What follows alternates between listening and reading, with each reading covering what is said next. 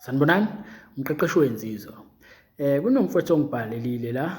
Umfowethu ubhalile wathi, umqeqeshi mfowami ngine-ex engisayithanda, kodwa ithi ngeke ikwazi ukubuyelana nami, kodwa ithi isangithanda.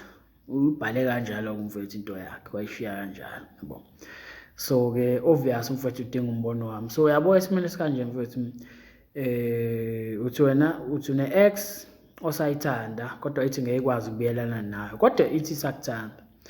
So uyabona amantombazane aney'ndlela ey'ningi okuresponda kuwena ukuze phela ungeke uthathe intambo uzilengise uzibulale, yabo. So lethekeni kahle kahle si-move on ngempilo yayo, sinomuntu uma ngabe inomuntu but i-happy la ikhona.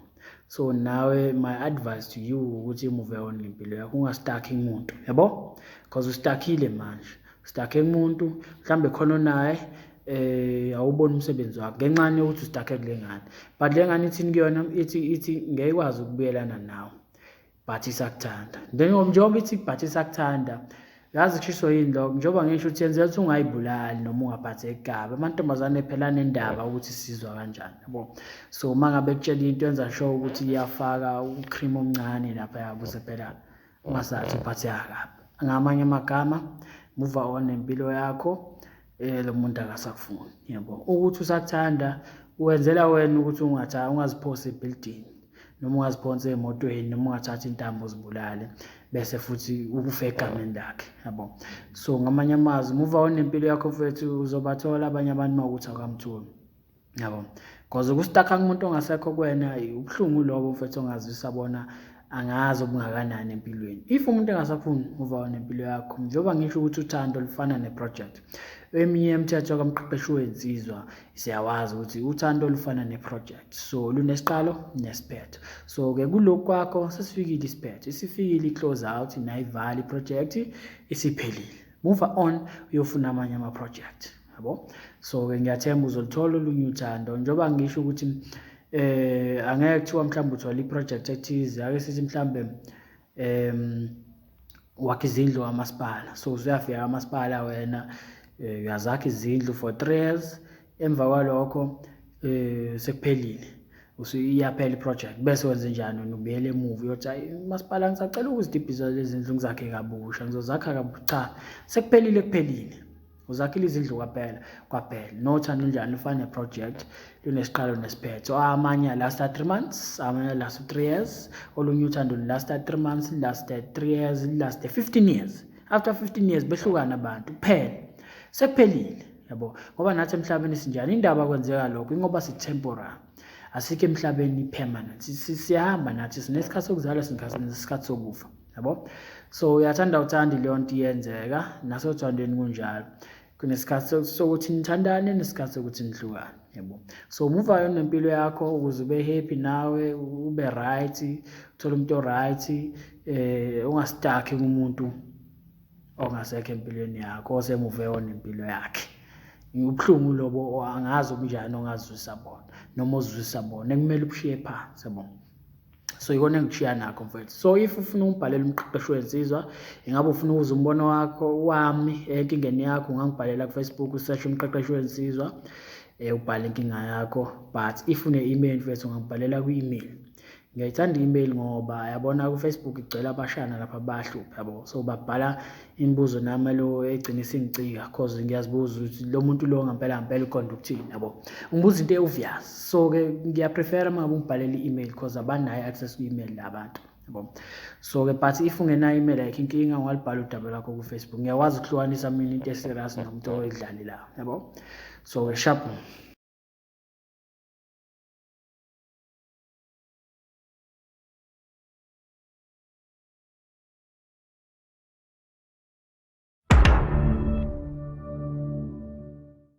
Sanibonani, umqeqeshi wensizwa. Insizwa yaseMpendle. So mfowethu, uyabona uma ngabe usothandweni kubalulekile ukuthi ukwazi ukufunda iy'mpawu zomuntu wakho akukhombisa zona. Understand nje, umfunde kuhlo kwencwadi. U-understand ukuthi okay, uma ngabe enza ukuthi ukwenziswa ukuthi, uma ngabe enza ukuthi ukwenziswa ukuthi. So uma ngabe enza ukuthi lokhu kuchaza ukuthi, uma ngabe enza ukuthi lokhu kuchaza ukuthi, yabona ngokwenza njalo mina nginethemba lokuthi lokho kunganciphisa ukuhlukumezana othandweni, yabo, ngoba mangabe uhluleka ufunda impawu okukhombisa zona, inkinga ila isuke ibe khona, yabo, ngoba mhlambe into ethize usuke engasayifuni, mhlambe yanqena ukukutshela, but wena ngoba uyahluleka ufunda impawu, uhluleka ukubona, yabo. So kubalekile ukuthi ukwazi ukufunda impawu mfowethu. Kufana noma intombazane uyishela, yabona intombazane mawukuthi uyayishela ayikufuni, dlulela phambili mfowethu, yabo. Le philosophy yakudala yokuthi uma umuntu umushela intombazane ingafuni bekezela izozivuma ayisasebenzi manje. Uthando alisafani njengakudala, izimo sezashintsha, ziningi izinto eziyimbangela zalokho, futhi manje sekunemithetho ebekiwe. So wena mangabe uqhubeka lo unamathela kumuntu ubona kahle ukuthi cha akakufuni, lokho kukudalela inkinga, yabo. So ke funda izimpawu intombazane ekukhombisa zona ukuze ubone ukuthi kumele uqhubeke uhlale noma udlulele phambili, yabo. So ungaqhubeka ushela umuntu ngisho usubona ukuthi cha akayishaye ngawo, but wena ngoba uyahluleka ukufunda izimpawu ugcina usuhlala kumuntu ngisho ubona cha akayishaye ngawo, yabo. So kubalekile ukuthi ukwazi ukufunda izimpawu. So kunomfowethu la ungibhalelile, umfowethu uthi bafo nginenkinga, kunentokazi engizama ukuyeshela kepha nginika inkinga. Futhi ingane le ngahlangana nayo okokuqala ize kwami, yayihamba nomngani wayo. Umngani wayo lo ngangiye ngakhuluma naye ngodaba lokuthi ngicela ukumsiza ezifundweni zakhe, kwazise njengoba enza umatikuletsheni. Wase engitshela ukuthi kunomngani wakhe futhi oludingayo lolu sizo engilu-ofayo. So usho njalo umfowethu. Uthi bathi befika kwami ngavele ngabona ukuthi nje ukuthi cha le ngane ngiyayithanda, ngenhlanhla kwabalula ukuyithola inamba yayo. So vele mfethu ukuyithola inamba kule ngane kuzoba lula, yabo. Futhi ezabo zothi nje kuzoba lula ngoba wena ufana nesibani kubona, yabo. So ngichaza ukuthini ngalokho, ufana nomuntu obasizayo. So njoba ubasiza obvious uma ufuna inamba uzoyithola kalula phela, yabo. So ke kodwa mhlawumbe kube bengathiwa ubasizi, mhlawumbe bengabe esinye istory, but ngoba uyabasiza la obvious uma ufuna inamba yakho umuntu ukuze nizokwazi ukuxhumana uzoyithola kalula, yabo. So uthi ke umfowethu okubi nje ukuthi ngathi ngiqeda ukuyithola inamba ngase ngiyibhalela ku-WhatsApp, kepha ke ngangingakazi ngomqeqeshi. Yebo mfowethu, uyabona thina la ekhaya sinendlela yakhona esenza ngayo, yabo. So sihluke kakhulu kwezinye insizwe. Yabona mangabe uthola inamba, ngihlezi ngichaza lento ukuthi mangabe uthola inamba namhlanje asiyifonele intombazane khona namhlanje, siyi-WhatsApp namhlanje. So senze njani, siyayidlulisa usuku, uzoyithinta ngakusasa, noma mangabe uyinsizwe ezithembayo phambi kwakusasa, yabo.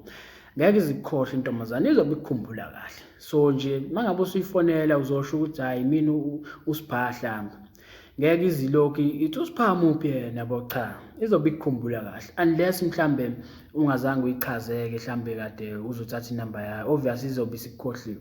But mangabe uyichazile nje ingane yabantu uzothi uthi wena usipha, ikhumbula ukuthi oh lwaya ungakazichazi, yabo. So lo muntu usuke ekhombisa izimpawu zokuthi naye ugcwalile ngawe, yabo.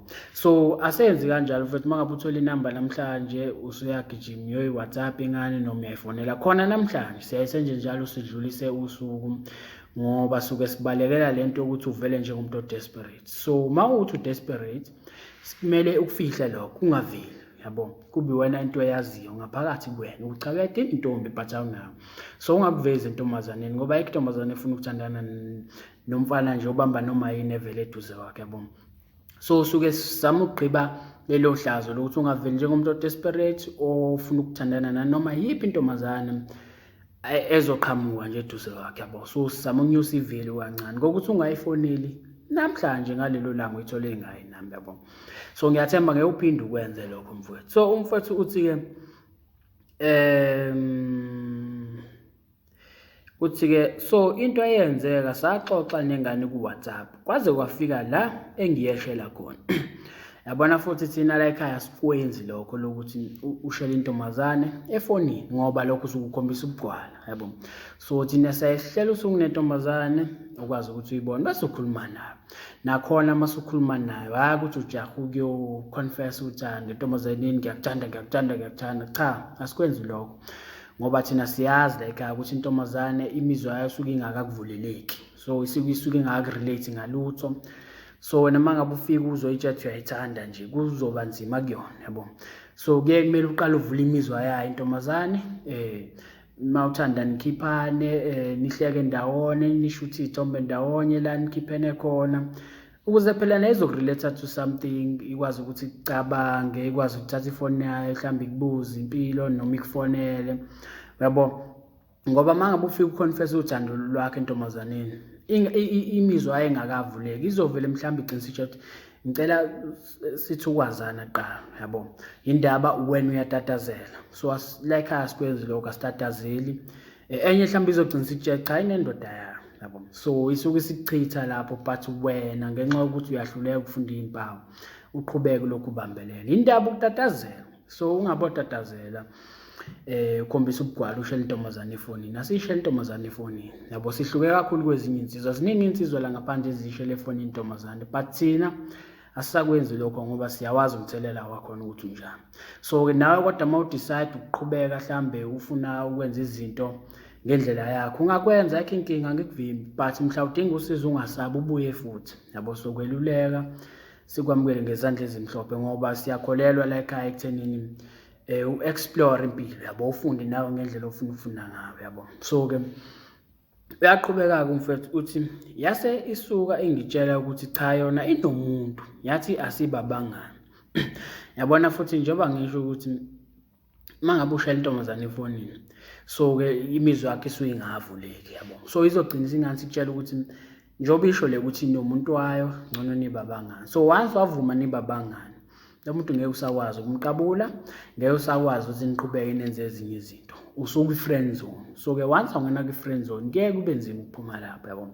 So-ke siyaye sizi-avoid lezi zinto ey'ncane, amaphutha amancane owenzayo uyiwona agcine sekufaka kwi-friend zone. Uthothi uyafika omunye umjida awenza ngendlela efanele, umjida oqeqeshekile, wena ubhizi ustakhe kwi-friend zone, uyayithola ingane, bathandana ingane, but wena usitakhele kwi-friend zone, uhlele ethembeni lokuthi Nkosi yami ngelinye ilanga nogcina senithandana, yabo. Kanti into engekho le, once ungena i-friend zone futhi kunzima ukuphuma lapha, yabo. So asikho isidingo sokuthi ungene noma uziphonse wena, ngamanye amazwi futhi nje uma wenza nje usuke uziphonsa wena, yabo. So kungatatazeli mfowethu. Uthi ubafo-ke ngoba-ke bengingakazi lutho ngomqeqeshi wezinsizwa, ngavuma, manje singipha inkinga. So ungabovuma intombazane uma ngabe isho njalo, ithi anibabangani, yabo. So nawe kodwa kumele ugade iy'mpawu ezenza lokho ukuthi lo muntu agcine sefune nibabanga. Njengoba ngisho ukuthi uma uzofika entombazaneni vele ufike uconfess nje uyitshe uyayithanda, nakuyona intombazane ngoba imizwa yayo isuke isavalelekile, izokutshela mhlawumbe ukuthi inendoda yayo, but ngoba isuke isiyenzela wena ukuthi ungaphatheki kabuhlungu, yabo. Izokutshela ukuthi ngcono sibabangani, isuke kahle kahle isuke ingafuni nibabangani, but isuke isiyenzela wena ukuthi ududuzeke kancane, yabo. So wena mfowethu nabo abangani into nabo baningi ngabo, ubadinga abangani, yabo. So uzigade mfethu lezo zinto izona eziphonsa abantu abaningi kwi-friend zone, yabo. Izinto ey'ncane, umphutha amancane, but ohlulekayo wabona ukuthi iwona anomthelelo omkhulu akuphonsa kwi-friend zone, yabo. So kubalulekile ukuthi u-avoid uwazi, yabo. So uthi ubafo-ke sixoxa kamnandi, kodwa uma ngithi ngihlela usuku lokuthi sibonane, ihlale inginika ama-excuse anjengokuthi kusasa izobe ise-town or something like that. Ngisize mqeqeshi, ngiyayithanda le ngane, ngenze njani makunje? So yabona enye yezimpawu leyo ukuthi lo muntu ukhombisa ukungagcwali ngawo, yabo. So uyazama ukuhlela usuku, usekutshelile okokuqala ukuthi unendoda yakhe ngcono nibangani, so uyazama futhi ukuhlela usuku, uyabhampela, yabo. So zonke lezo mpawu mfowethu kumele ukwazi ukuzifunda ukuthi lo muntu akagcwele ngawo, yabo.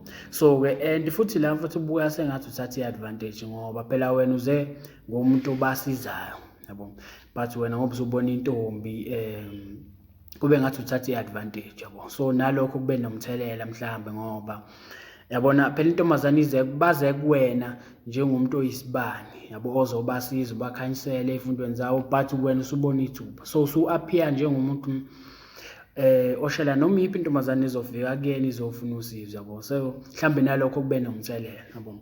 So uba futhi-ke ngiyinsizwa nje esencane, ngineminyaka 2 ngiqedile esikoleni, ngibhizi ngiphusha ibhizinisi njengoba ngingafundi. So wenza into enhle lapho mfethu, ngoba ngihlezi ngisho ngithi ungabi insizwa evuka ekuseni ingazi ukuthi izokwenzani. Yabo, umuntu ovuka ahlale angazi ukuthi uzokwenzani. Angisho ukuthi uma ngabe ukwenza lokho mhlawumbe konke wrong ngawo, but sibuze mfethu ukuthi yini ngampela nawe ufuna ukuyenza. So ziningi mfethu izinto ongazenza. Uma uthi ufuna ukuba umculi mfethu, zama nayo leyo microphone yakho ebhedayo engazwakali kahle, mhlawumbe usebenzisa i-auto-tune, izwi lwakho alisebenzi kahle, uploada lawo ma-tracks akho khona kwi-internet, yabo, ngoba kancane abantu bazokugxeka besho lokhu nalokhu, but kancane uzogcina ufike la ukhona, yabo. So uma uzovuka ekuseni uhlale ungazi ukuthi uzokwenzani, so phusha mfethu ibhizinisi lakho, focus kulona kakhulu, ngoba ekugcineni yabona i-energy yakho eningi uma uzoyiphonsa amantombazane ngeke uye ndawo mfethu. So uthi-ke okunye bafo, ngiye ngenza ucwaningo ngathola ukuthi cha, ibingikhohlisa uma ithi nomuntu kayinamuntu, kanti-ke ineminyaka emithathu ingekho othandweni. Ngicela ungisize mqeqeshi, ngiyiwina njani inhliziyo yalengane? So mfethu, yabona into engizokutshela yona, ngeke uyiwine inhliziyo yomuntu ongakufuni. So le ngane ayikufuni, ngizokutshela ngoba impawu lezo zibhalela izona ezikhombisa ukuthi akafuni nomuntu, yabo. So ngeke umuwine inhliziyo umuntu ongakufuni, yabo. And mfethu njoba uchaza ukuthi wenza ucwaningo, lolu cwaningo lenzile belingenasidingo, yabo, belingenasidingo, and futhi lona-ke lona liconfirmayo ukuthi cha, lo muntu akafuni ngampela, ngoba kuwena uthe unayo indoda, but wena ocwaningeni lakho utholile ukuthi akanawo. So lokho kuchaza ukuthini? Akakufuni, yabo.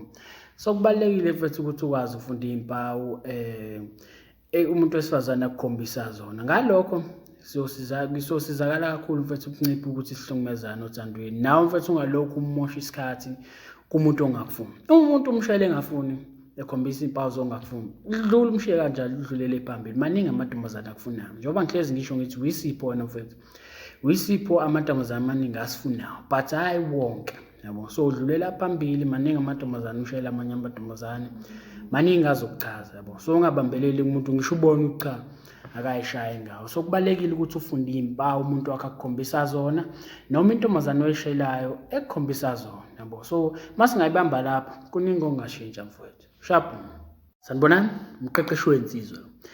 Kunomfethu ongibhalelile la, umfethu wakhala ukuthi yena akayona lenhlobo lekwazi ukubeka amagama ngendlela, yabo. So umfethu ngamanye amazwi akazithembi. So befisa ngimsize esimeni esikanjalo, ngoba uselihlelile usuku lokuthi ekwazi ukubona nentombazane okokuqala, but inkinga yakhe ukhala ngamazwi wakhe uthi akwazi ukwabeka ngendlela efanele. So ngamanye amazwi umfethu kusashoda ukuzithemba kuyena, yabo. So ubhalile-ke umfethu wathi sawubona bhuti, ngiyethemba ukahle empilweni futhi uphephile kwisifo se-COVID. Well mfethu, ngiphephe kahle kakhulu, ngiyaphila ngumqemane, ngithembe nawe uphephile la ukhona. Umfethu uthi-ke nginokubuka ama-videos wakho ku-YouTube isikhathi esiningi futhi lukhulu engilifundayo. Well, iyona nhloso-ke yale channel ukuthi sifundisane siyinsizwa sicobelelane ngolwazi. Ungagodli ulwazi nje impela engathi uzofa uhambe nalo, ungaze ufe uhambe nalo, engabe ulinikeza abanye abantu belwazi nalo ulwazi. Sike-enjoy ukuphila, asuphila forever emhlabeni, sophila isikhashana sihambe. So kuleso sikhashana sikhona kumele si-enjoy, yabo. Sicobelelane ngolwazi, sibe aware ezintweni ezenzakalayo ngaphandle, ukuze ngaso sonke isikhathi sibe watch, yabo. So zili-enjoy uthando lumnandi muzoli-enjoy ngendlela, ungahlomeki othandweni. Uthando lumnandi, as much as lumnandi luyingozi futhi uma uzohlomeka, yabo. That's why umqeqeshi ekhona, ukuze sizoba nesimo esikanje, ngoba ezinye insizwa mina ziyangibhalela ku-Facebook zithi mfethu awukhulume ngento ethize, ukhuluma ngento ethize, yabo. Ziyanginikeza ama-ideas, so-ke awukhuluma ngento ethize, uthi mina ngangabhekana nesimo esikanje. That's why ikhona-ke le channel, ukuze sizophana ngolwazi sabantu. So uthi umfethu-ke bengicela ungisize lapha bhuti wami, kukhona intombi engiyithandayo lapha futhi sesihlelile ukubonana kwethu okokuqala. Manje inkinga angisiyo umuntu okwazi ukubeka kahle indaba izwakale, bengicela ungicushise ngendlela engingabeka ngayo. So wayivala lapho umfowethu.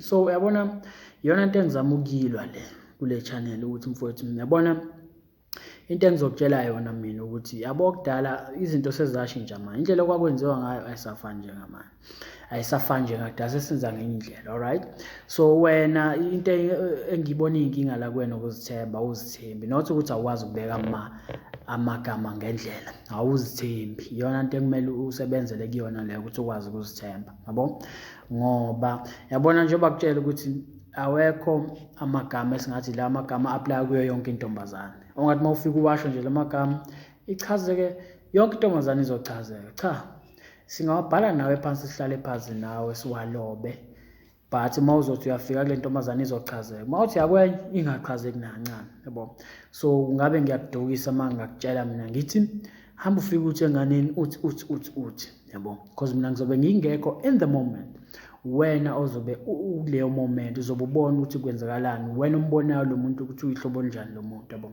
so ngabe ngiyakudukisa mangenze njalo mina into engakwenza into engakwenzela yona ukuthi ngineze ama guidelines noma ama parameters emele uhambe kuwona ukuze mangabe usumbona lo muntu uthole ulwazi odinga ukuthi ube nalo yabo make sure ukuthi uyaziqaphela izinto ezikanje kuphela but for you komele mfethu ukhulume ngendlela because wena uyobubona isimo iweather lapho ukuthi sihamba kanjani wena uyobubona ukuthi ugqokeni wena uyobumuza ukhuluma kanjani wena uyobukuleyo moment so mina ngabe ngiyakudukisa ke ngingekho ngithi ayikhuluma uthi yabo so ke uzithemba nje kuphela mfowethu kumele usebenzele kona so ke mina engakusiza ngakho ke ngoba uyohlangana nako oqala kunezinto nje engifuna uziqaphele kumuntu mangabe noma make sure ukuthi uyazicover mangabe uyohlangana nomuntu okuqala yabo so ke enye izinto ebalekile engifuna ukutshela zona mangabe uyohlangana nomuntu nentombazane okuqala yabo so nje futhi not okokuqala intombazane mawukhuluma nje nentombazane make sure ukuthi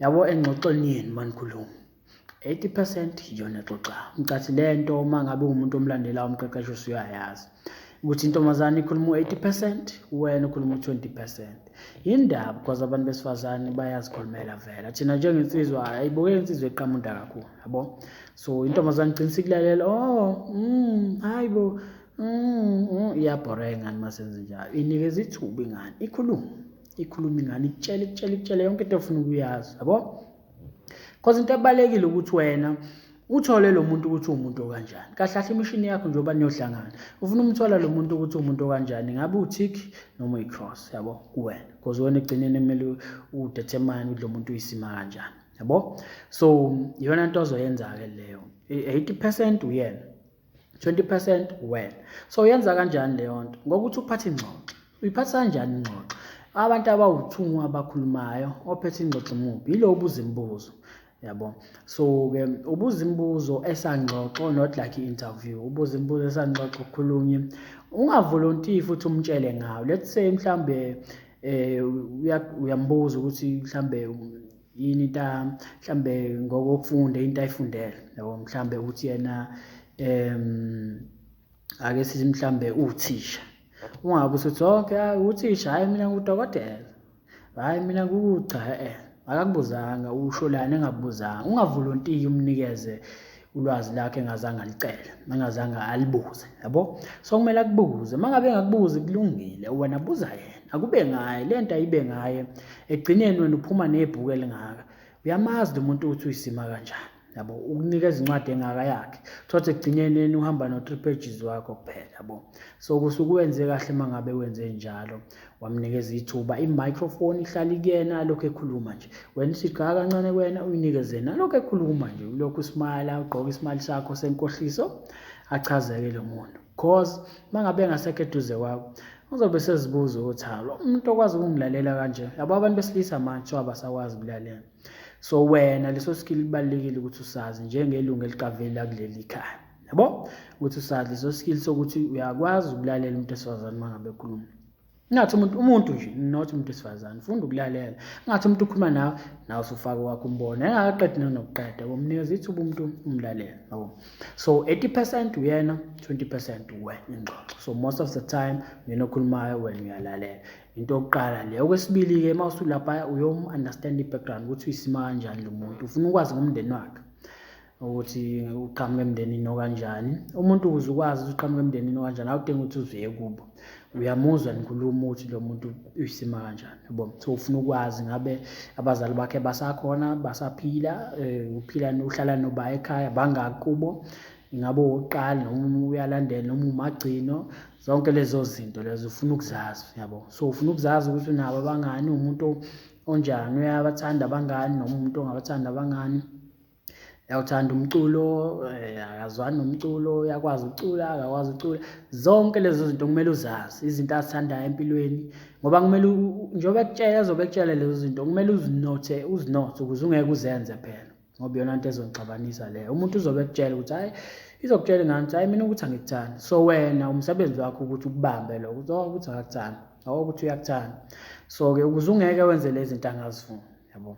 So-ke uyom-understand i-background yakho, umthole ukuthi uyisima kanjani, ugijime nje lapho mfethu, mhlambe nangokufunda, ugxile ulokhu umbuza imibuzo, but njengoba ngisho ukuthi umbuza imibuzo esanxoxa, not ukuthi wena ubuza imibuzo linde aphendule, phinde ubuze omunye imibuzo, because uma wenze njalo uzoyibhoringana abantu, izobhoreka, gcina sifuna ukuhamba, yabo. So umuntu kumele umphathe kahle, ajabule ukuba nawe, ukuze ezofuna futhi ukuphinda abe nawe. Kuzoba lula uma ngabe usuthi usufuna ukuhlangana naye futhi avume, because uyazi vele indlela umphatha ngayo, umphatha kahle, yabo. So ezinye izinto kumele uziqaphele lezo, but ukuthi mina ngikutshela amagama specific futhi ngithi khuluma uthi no, wena sebenze ukuzithembeni wakho, ukuthi into isho ngokuzithemba kuphela, yabo. Uma ucabanga wena bonke abantu abanentombi la ngaphandle batshala amagama uthi hamba usho ukuthi abazange betshela amagama. Umuntu waba nokuzithemba, wazithemba, wayentombazane wakhuluma lento ayikhuluma, yabo. Futhi uma ungeza izinto ezikhulunywayo la ngaphandle ungahleka uzulala, uzusho ukuthi hayi mina ngingasho kangcono kunalo muntu, but ngenxa yokuthi vele ngoba usuke engekho umuntu oseduze noma osirekhodayo uma sikhuluma, yabo. So ukuzithemba nje uye kumuntu, ungasabi uye kumuntu, njengoba ngisho ukuthi baningi bayakufuna but hayi bonke, kumele uku-understand nalokho. So izinto uma ngabe sezingasahambi ngendlela ofuna ihambe ngayo, ayikho inkinga, u-accept, uqhubekele phambili. Maningi amantombazane, ungasitaki umuntu oyedwa, usitake umuntu oyedwa, maningi amantombazane. So lo ujahana umuntu engakufuni, cha, ungakwenzi leyo nto, umoshela isikhathi sakho, yabo. So kumele ukwazi ukuzihlonipha wena, umbone umuntu lo hayi akashayi ngami, yabo, muvele phambili. Khona abanye azokuthi le philosophy yakudala ukuthi uncenga ujahana umuntu, sasebenzi manje, siphila kwesinye isikhathi, sihlukile izinto, yabo.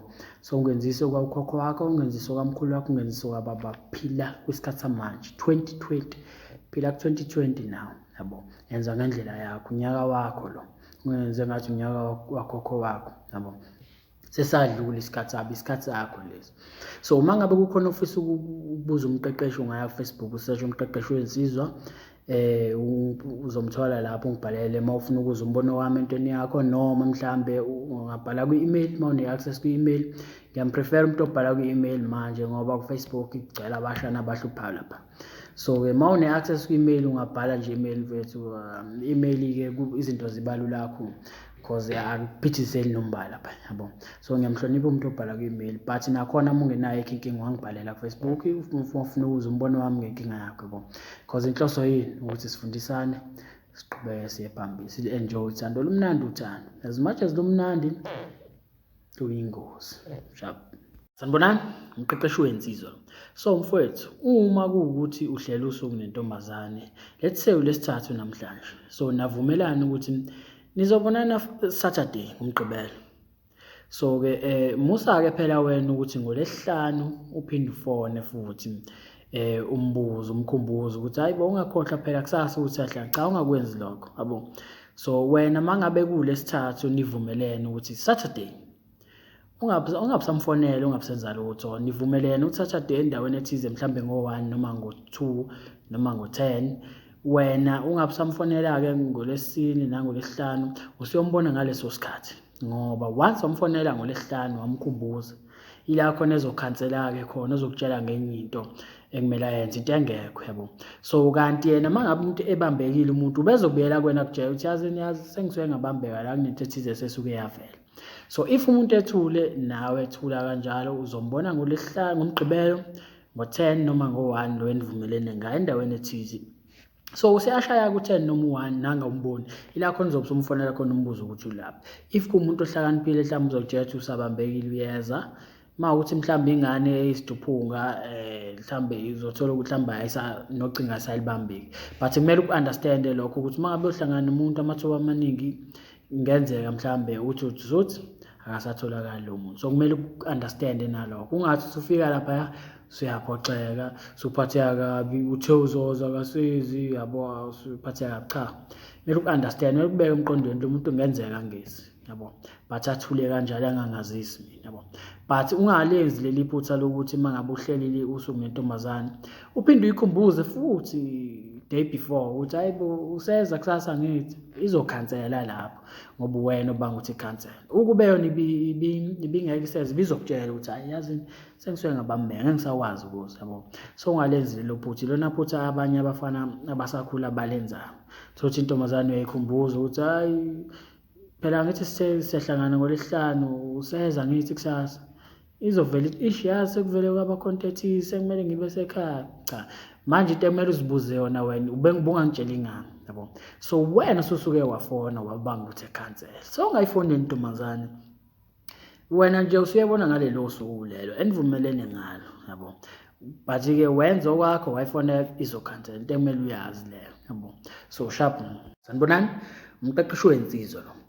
Mfowethu yabona kubalekile ukuthi inamba yentombazane uyiseve ngendlela efanele yabo. So-ke le tip kahle kahle ngiyinikeza ikhohlakala. So-ke yabona isikhohlakali umuntu onentombi embili kuyaphezulu. So kuyisikhohlakali-ke lapho.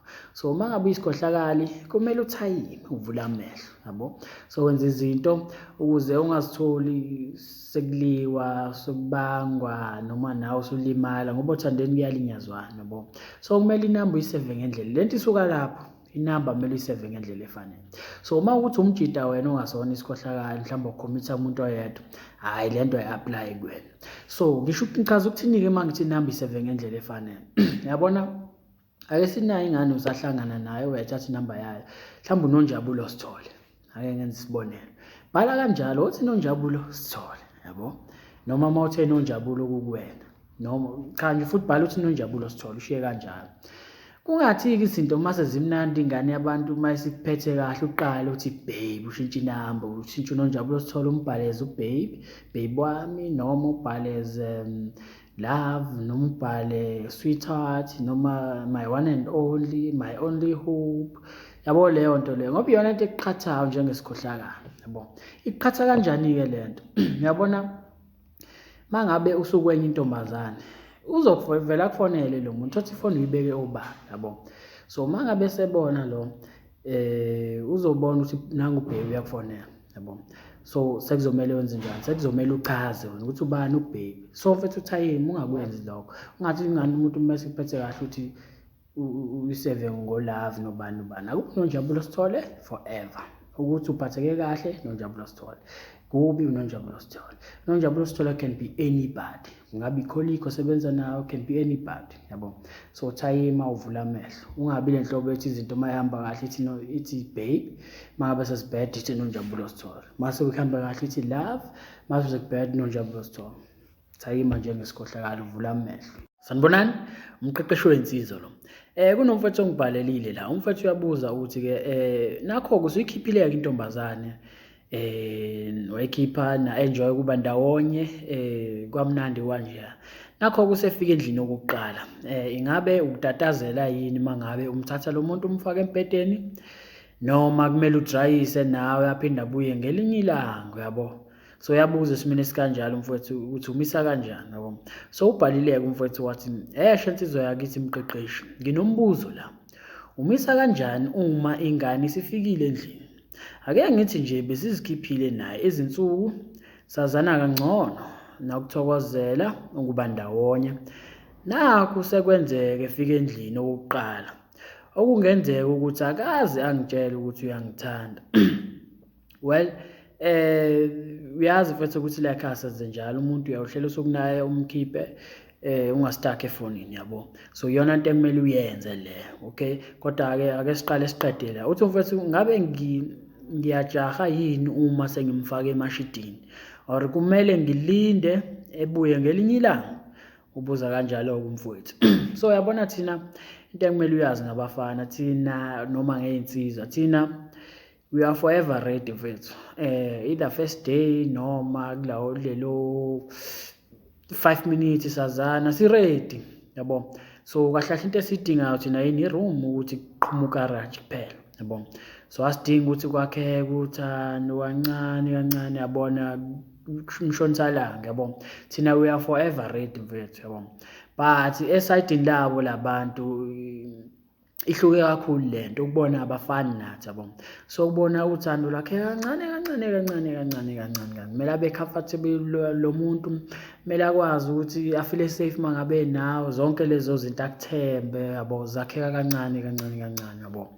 So-ke kodwa-ke phela umbuzo omkhulu ukuthi mangabe evuma ngendlini uyaphi endlini yabo. Ake sithi mhlambe benikhiphile naye, mhlambe benikhiphele endaweni ethize nje right, ubuyithanda wena, then-ke nakho usuyamtshela ukuthi ake sithi shwila endlini, uyavuma. So uma evuma, uvuma wakho ucabanga ukuthi kiwaphi endlini kokwenziwani?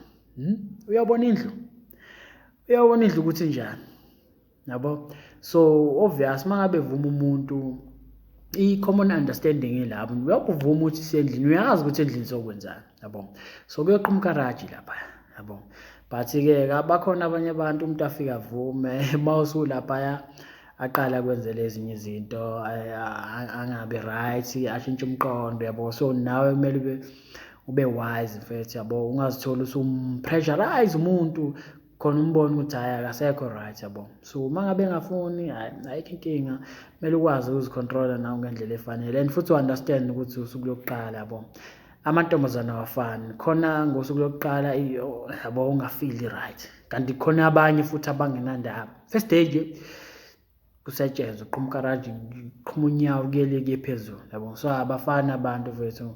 Nawe-ke kodwa njengoba ngisho ukuthi ungampressurize umuntu, if umuntu uyambotha akekho comfortable and unjani, and uyingozi umuntu oqala, into ekumele uyazi leyo, umuntu ongamazi uyingozi yabo. That's why ngithi mina ungampressurize, ungazitholi usumncenga because awumazi phela lo muntu yabo.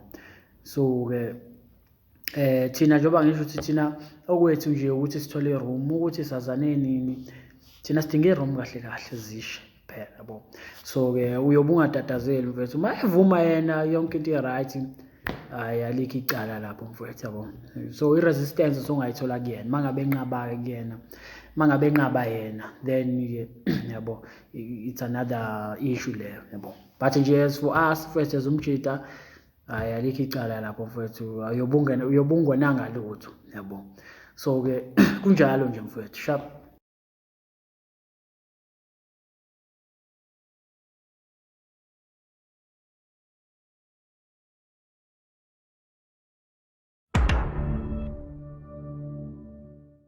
Sanibonani, umqeqeshi wensizwa lo, umfana wasempendla, abamaziyo-ke bambiza ubhunsu kengaje-ke phuzo majiji qomane. Kunensizwa nje ngibhalelile, umfowethu ubebuza ukuthi-ke wenze njani uma ukuthi ushela intombazane bese ithi yona ayikakulungeli ukujola, isanda kuphuma kwi-relationship and isaphatheke kabi. So umfowethu befuna ukwazi ukuthi esimeni esikanjalo uyayiwenze njani. So-ke ubhalile-ke umfowethu wathi, siyabonga ndoda yamadoda, ngizocela nje silungise la mfowethu, yabona namhlanje ngifuna wazi ukuthi kunomehluko phakathi kwendoda yamadoda nendoda emadodeni. So-ke mina angiyona indoda yamadoda, ngifuna uku-understand kahle ngoba uyabona esikhathini samanje konakele kakhulu mfowethu, konakele kakhulu. Sesibona amadoda manje efaka iy'ngubo zabantu besifazane yabo. So-ke ngifuna ukuthi uma ngabe ubiza umuntu ngendoda yamadoda u-understand ukuthi lokho kuchaza ukuthini yabo. So-ke angiyona indoda yamadoda. So-ke uthi mfowethu-ke nami ngisacela ukubuza ukuthi wenze njani uma kade ushela intombi bese ithi ayikafuni ukujolwa kwamanje ngoba isanda kuphuma kwenye i-relationship, isaphatheke kabi.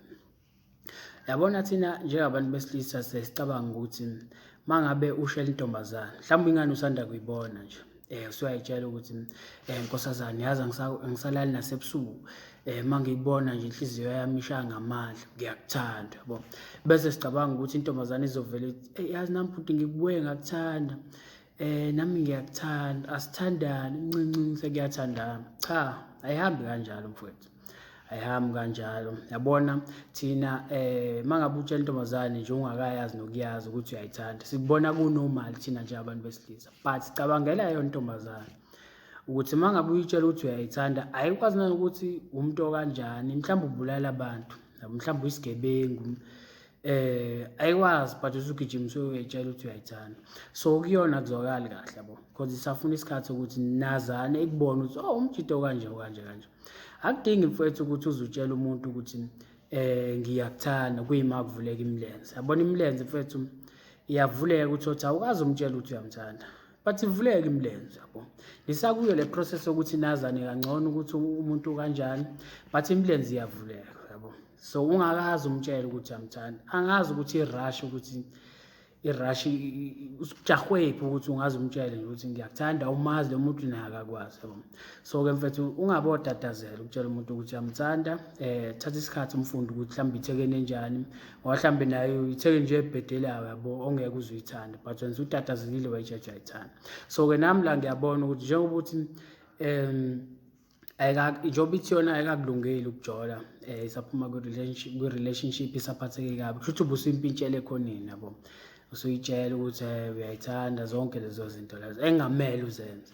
So ke okuyinto wrong, njengoba ngihlezi ngisho mfethu ngithi ingane ungaboyimpintshela ekhoneni yabo, inikeza ispace, ithole ithuba lokuthi nazane, ngoba mfethu kulula mfethu yabo ukuthatha inamba bese uhlela usuku nomuntu ukuthi nibonane, nazane nibonde phela yabo, ukuze mangabe ungasekho eduze kwayo ingane ikwazi ukuthola ithuba lokuthi icabange, ikwazi ukuthatha ifoni yayo ku-WhatsApp noma ikufonele yabo. So ke isimple kanjalo lento, but ke thina sayiconfuse, sayilahla yonke lento. So uyaqhubeka mfethu uthi into engimangazayo ukuthi kade yahlukana nomjida wayo, into ya last year ngabo October. So mfethu yabona ngamanye amazwi ungitshela ukuthi wena uyi-stalker la, ngoba mawuthi kade bahlukana futhi abantu uyabalandela uyabalandela ukuthi benzani ngasikhathini, okuyinto e-wrong mfethu, ngoba ukukhombisa ukuthi awunampilo wena, ayikho into oyenzayo empilweni. So ulandelana nentombazane nomjida wayo, ngelinye ilanga kusho lo mjida ubusuzomcuthela manje, mhlawumbe umbulale, umdubule noma umgwaze ukuze uzothola ithuba lokuthi ube nale ntombazane yabo. Ngendlela osho ngayo kusho ukuthi uyabastalker labantu, ngisho benza ucansi, unembobo yakho balunguza kuyona, okuyinto e-wrong mfethu yabo. Ngoba ngiyakutshela mina ukuthi maningi amathekeni la ngaphandle akufunayo, but ngeke azizele kuwena yabo. Mangabe ungayi entombazaneni, ngeke intombazane ivele izele kuwena, uwena ekumele uye kuyona, uyozibika njengensizwa yabo. So ke asikho isidingo mfethu sokuthi ubambelele kumuntu oyedwa, uyabona unendoda yakhe nawe uhleli kuyena lawo, ubagadile ukuthi bahlukana nini yabona, mhlawumbe bahlukaniswa wena futhi yabo.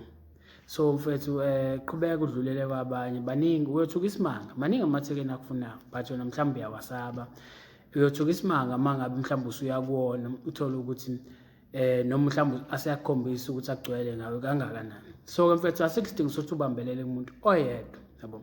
So uthi mfethu manje angazi noma iyasaba yini ukusho ukuthi ayingifuni noma isathandana nomjida wayo, wayibamba lapho umfethu.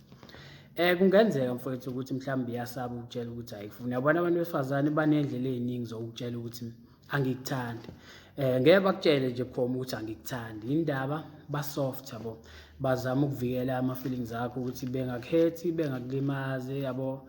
So bazokutshela ngendlela eziphansi, but bathemba ukuthi wena emva kwesikhathi uzozibonela nawe cha akagcwele ngawo yabo. Ngeke avele type ukuthi angikuthanda umubi noma njani, cha uyavela uzophatheka kabi. So akafuna ukuphatha kabi, mhlawumbe agcine esesho ukuthi no kwamanje akakulungela ukujola, no ngiphuma kwi-relationship ngisaphatheke kabi. Enye indlela angakutshela ngayo leyo, but mfethu mina into enga-advise ngayo la ilula kakhulu ukuthi nje into ozoyenza uma ukuthi unayo inamba yale ngane, ifonele, ungayi WhatsApp, uyifonele, uzama ukuhlela usuku ukuthi nibonane nayo. Mangabe ivuma uzoyikhiphela endaweni nje nawe engabizi, indawo e-right la nizohlala khona nibonde nazana yabo, because ishilo yathi ayikakulungeli ukuba kwi-relationship. Wena-ke ikhombisa ukuthi umjito o-right, orelaxile, ungatatazeli, nihlale ndawonye, ikufunde ukuthi umjito okhululekile yabo. Ungayimpintshele khona imjaho uyitshela uyayithanda, njengoba ngikutshela ukuthi imilenze iyavuleka. Ungazange umtshele umuntu ukuthi uyamthanda, akudingi ukuthi uzumtshele ukuthi uyamthanda kuyima kuvuleka imilenze. So asikho isidingo sokuthi utatazele umtshele ngiyakuthanda, yabo, ngiyakuthanda, yabo, asikho isidingo salokho. Ukuthi nje uyikhiphe ingane, uyikhiphele endaweni e-right engabizi, la ngeke khona kudingakala ukuthi uspende imali eningi, yabo. Uyayikhipha, niyabonda nayo, nazane kangcono, and then wenza ithuba lokuthi ushayisane nento yakhona. Lo muntu awukamtshela ukuthi uyamthanda, awukatatazeli, yabo, ushayisane nento yakhona, kanjalo kanjalo kanjalo, kuze kufike isikhathi la khona ithekeni ithi ikuhlalisa phansi bese iyakubuza ukuthi kwenzakalani la phakathi kwethu, yabo. Mhla ithekeni yakubuza lokho ukuthi kwenzakalani la phakathi kwethu, ngifuna mfethu uyishayela ihlombe, usho ukuthi uyinsizwe ensizweni, awutatazeli, awujahe ingane ukuyitshela ukuthi uyayithanda, yabona. Ngoba mangabe sikubuza ukuthi kwenzakalani la phakathi kwethu, isuke incwadi sigcweleke lapho, sekushoda wena ukuthi uyisayine, yabo, uconfirme ke manje ukuthi ke mhlambe ungakwazi ukuthi niqhubeke nibambisane uyithekene e-right, lapho sekumele umtshele khona ukuthi uyamthanda, yabo, because incwadi isuke isigcwele, usuke sefuna wena ukuthi wenze njani, uyisayine, yabo. So ke mfethu asikho isidingo sokuthi utatazele, wena nje khipha ingane nibonde, and then uzama ukwenza ithuba ukuthi ushayisane into yakhona, kanjalo kanjalo kanjalo kanjalo, until kuze aza kubona ukuthi umjito okhululekile, angakwazi ukuthi athandane nawe, then uzobe sekubuza nawe ukuthi kwenzakalani la phakathi kwethu, la esefuna khona ukuthi ke uyiconfirm mfethu lento, yabo, ukuthi ugcwele ngaye, nawe uzobe sekutshela ukuthi hayi vele naye uyashaya ngawo. So ke mfethu ke ngiyathemba uyawuza lo mlayezo, ningatatazeli bafethu, ujaha utshela ingane ukuthi uyayithanda, ngoba nohlezi niphoxa amantombazana azoniphoxa laphandle bese uyitshela mhlambe khonto e-wrong ngawo, because vele ayaphoxana amantombazana, akumele ukusaba ukuphoxeka, but akumele nawe uzifake ogibeni lentombazana ukuthi ikuphoxe, yabo, isidingo singekho. Ezinye izinto kumele uzi-avoid wena, yabo, kumele iphoxe uma ukuthi ayigcwele ngawe, but wena wenza yonke into ngendlela, yabo. So ngiyathemba mfethu yawuzwa-ke lo mlayezo. Mangabuza mfethu into encane ongayenza ukuthi usubscribe le channel, because mina nawe mfethu kusanginingi esimele sikwenze sibonisane sephambili. Shabuke mfethu.